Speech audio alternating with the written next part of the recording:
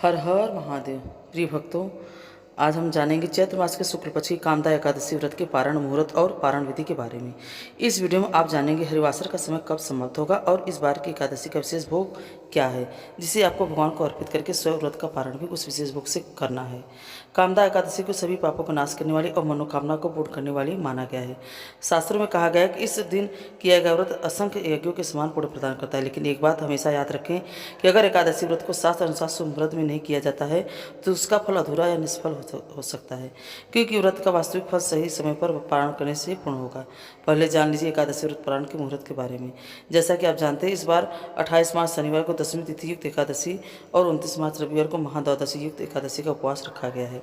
एकादशी तिथि 28 मार्च शनिवार को सुबह 8:47 से लेकर 29 मार्च रविवार को सुबह 7:46 तक है और द्वादशी तिथि 29 मार्च रविवार को सुबह 7:47 से प्रारंभ होकर 30 मार्च सोमवार को सुबह 7:09 तक रहेगी। इसके बाद में त्रयोदशी तिथि प्रारंभ होगी। 29 मार्च रविवार को ब्रह्म मुहूर्त सुबह 4:49 से 5:37 तक रहेगा। सूर्योदय होगा सुबह 6:26 पर और सूर्यास्त होगा शाम 6:37 पर। प्रातःकाल पूजा मुहूर्त सुबह 5:05 से 6:15 तक रहेगा। सायकाल मुहूर्त शाम 6:36 से 7:47 तक रहेगा और भद्राकाल शनिवार की रात 8:13 से रविवार को सुबह 7:46 तक रहेगा और इस बार भद्रा का वास मृत्युलोक में रहेगा। राहु काल रविवार को शाम 4:30 से 6 बजे तक रहेगा। रविवार के दिन हरिवासर का समय द्वादशी तिथि लगते ही प्रारंभ होगा, जो कि दोपहर 1:20 पर समाप्त होगा। ऐसे में कुछ श्रोता ऐसे भी होते हैं कुछ भक्त ऐसे भी होते हैं जो कि दशमी तिथि जिस दिन प्रारंभ हो रही है उसी दिन एकादशी का व्रत रख लेते हैं। हालांकि यह साथ संभव नहीं रखना चाहिए। अगर आपको अगले दिन भी एकादशी प्राप्त हो रही है द्वादशी तिथि के साथ में, तो आपको दूजी एकादशी यानी दूसरे दिन वाली एकादशी का ही व्रत रखना चाहिए।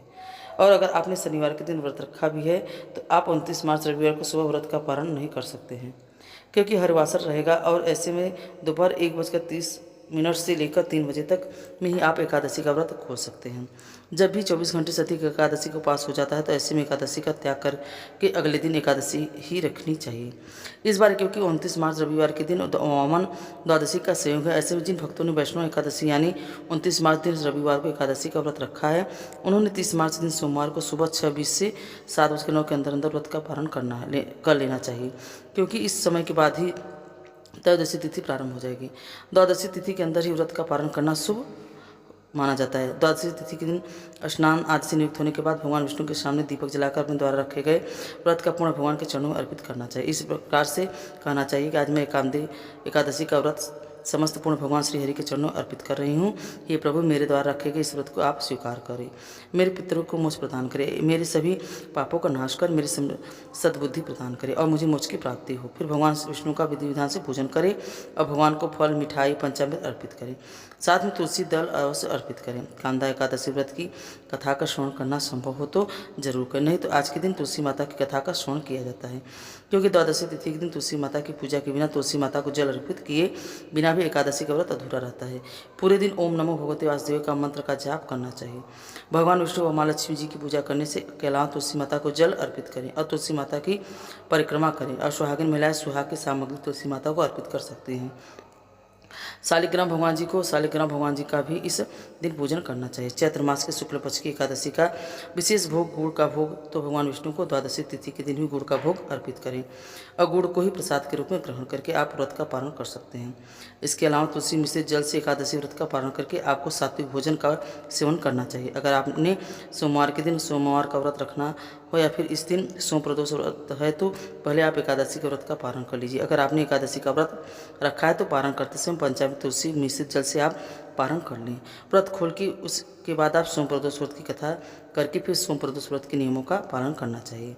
और इस व्रत में आप जिस भी तरह का फलहार करते हैं वह शाम के समय आप कर सकते हैं। जिन भक्तों ने कोई भी दूसरा उपवास सोमवार के दिन नहीं करना है, उसी दिन में केवल 2 बार सात्विक भोजन करना चाहिए, सुबह और शाम को। और इस दिन भी आपको तामसिक चीज़ों का सेवन नहीं करना चाहिए। और जो वस्तु का दान करना आप एकादशी के दिन भूल गए हैं वह द्वादशी की तिथि के दिन भी कर सकते हैं।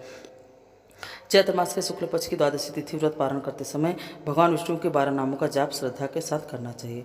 यह नाम है ओम केशवाय नमः, ओम नारायण नमः, ओम माधवाय नमः, ओम गोविंदाय नमः, ओम श्री विष्णुवे नमः, ओम मधुसूदनाय नमः, ओम त्रिविक्रमाय नमः, ओम वामन देवाय नमः, ओम श्री धराय नमः, ओम ऋषिकेशाय नमः, ओम पद्मनाभाय नमः और ओम दामोदराय नमः। इन 12 नामों का जाप श्रद्धा के साथ शुक्ल पक्ष की प्रत्येक एकादशी को करने से भक्तों की मनोकामना भगवान की कृपा से शीघ्र पूर्ण हो जाती है। यह थी आज की वीडियो। अगर आपको अच्छी लगी हो तो वीडियो को लाइक करके कमेंट में ज़रूर बताएं।